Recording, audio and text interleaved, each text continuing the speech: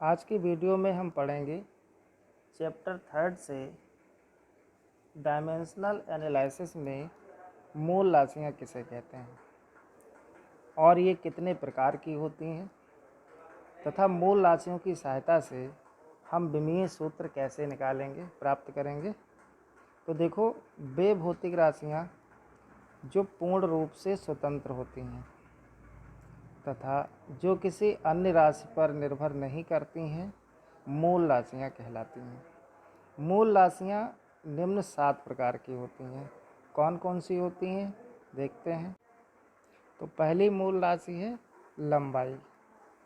तो लंबाई का SI मात्रक होगा मीटर और इसकी जो विमा होगी वो होगी L। सेकेंड हमारी मूल राशि है द्रव्यमान और द्रव्यमान का मात्रक होगा किलोग्राम और इसकी जो विमा होगी वो होगी M।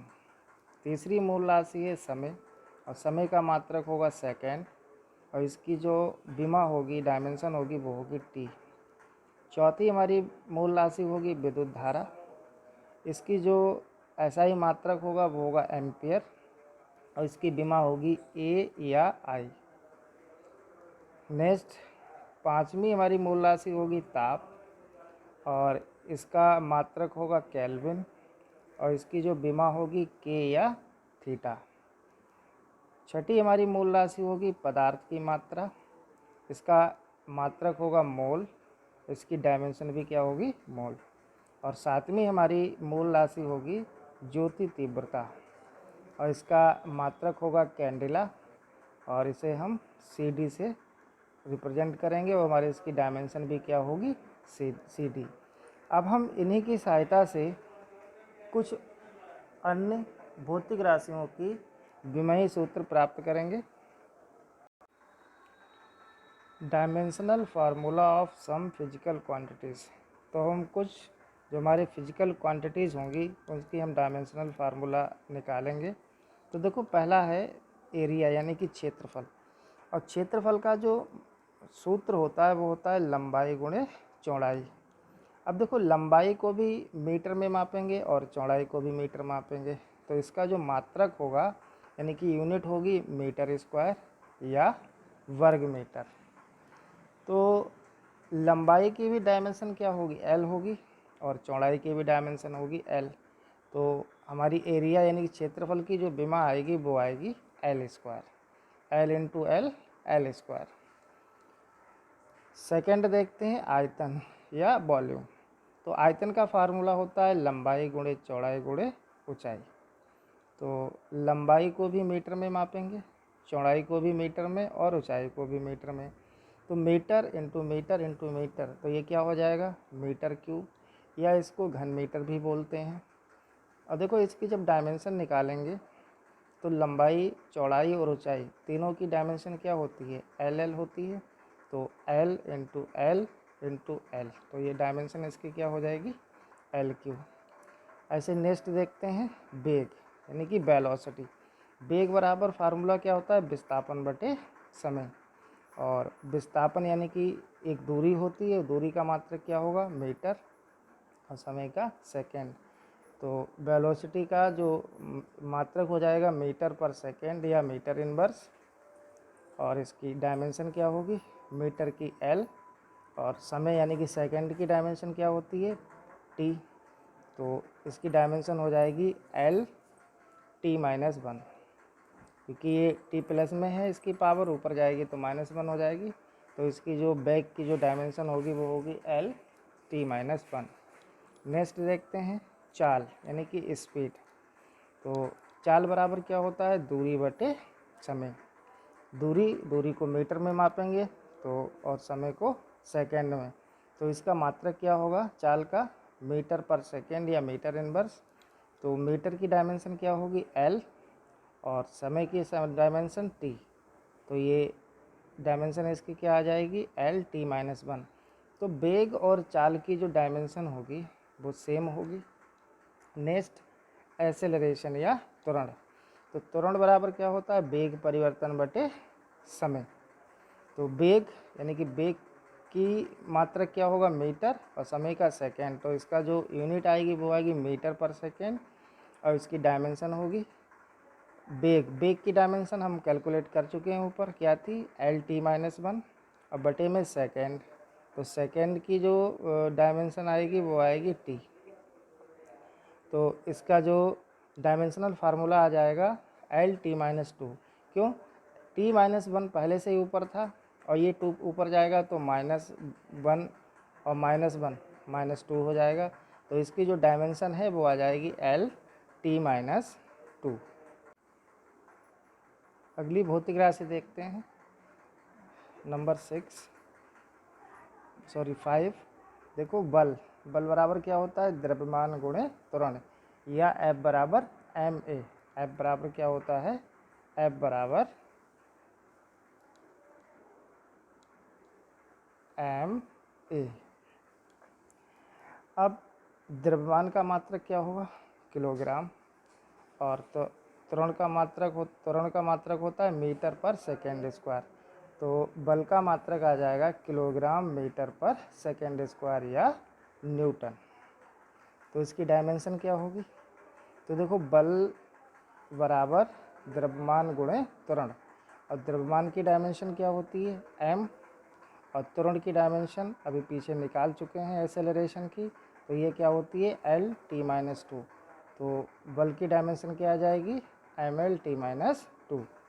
नेक्स्ट देखते हैं कार्य यानी कि वर्क। कार्य बराबर क्या होता है, बल गुणे विस्थापन या बल गुणे दूरी। तो बल का मात्रक क्या होगा, kilogram metre square, kilogram metre per second square, और इंटू विस्थापन का मात्रक क्या होगा, मीटर। तो कार्य का जो मात्रक है वो हो जाएगा किलोग्राम मीटर स्क्वायर पर सेकेंड स्क्वायर या जूल। कार्य का मात्रक जूल भी होता है। अब देखो बल की डायमेंशन हम निकाल चुके हैं, तो बल की डायमेंशन क्या है mL-t-2, और इंटू क्या है विस्थापन। अब विस्थापन की विमा क्या होती है L, तो कार्य की डायमेंशन क्या हो जाएगी mL/t-2, क्योंकि L और L क्या हो जाएगा L², तो ये इसकी डायमेंशन आ जाएगी mL/t-2। नेक्स्ट देखते हैं शक्ति या सामर्थ्य।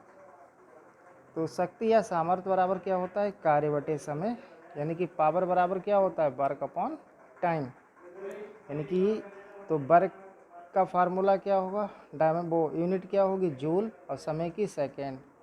तो शक्ति की जो मात्रक होगा वो होगा जूल सेकेंड इनवर्स।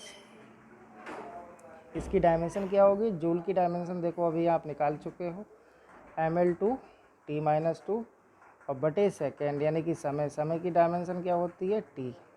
तो t जब ऊपर जाएगा तो -2 पहले से ही है और t ये माइनस में, तो ये -3 हो जाएगा।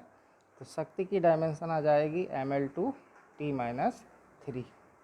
नेक्स्ट घनत्व यानी कि डेंसिटी।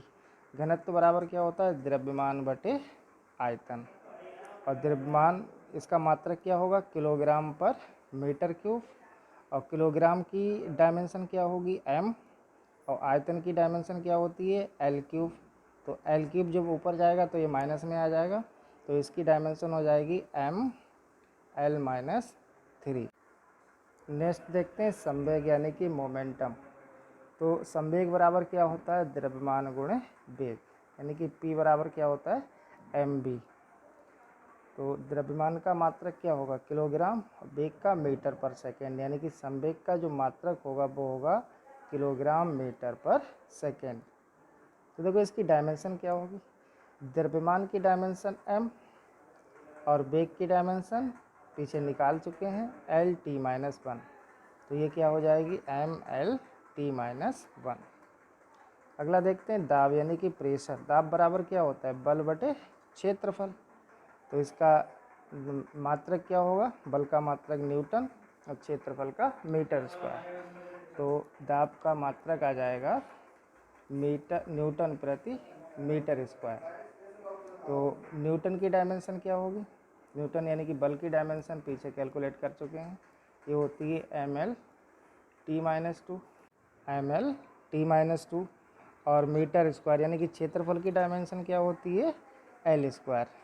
तो L² जब ऊपर जाएगा तो -2 हो जाएगा। अब प्लस में l पहले से ही था, तो +1 और l प्लस 1 l-2, तो प्लस माइनस माइनस, तो ये बचेगा l-1।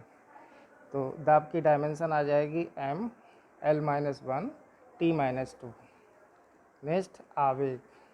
तो आवेग बराबर क्या होता है, बल गुणे समय, और बल की डायमेंशन क्या होगी ml t-2 और समय की डायमेंशन t। तो t-2 और t+1, तो प्लस माइनस माइनस यानी गुणा में घातें जुड़ती हैं, लेकिन पावर अगर एक प्लस की एक माइनस की है तो ये घट जाएंगी। तो -2 में जब +1 गए जोड़ेंगे तो क्या बचेगा -1। तो आवेग की डायमेंशन आ जाएगी ml t-1। नेक्स्ट आवृत्ति यानी कि फ्रिक्वेंसी। आवृत्ति बराबर क्या होता है, 1/आवर्तकाल, यानी कि आवर्तकाल की डायमेंशन क्या होती है t, तो 1/t, t ऊपर जाएगा तो t इनवर्स। तो आवृत्ति की जो डायमेंशन आएगी वो आएगी t-1। तो अगली वीडियो में हम कुछ और डायमेंशनल फार्मूले के बारे में पढ़ेंगे।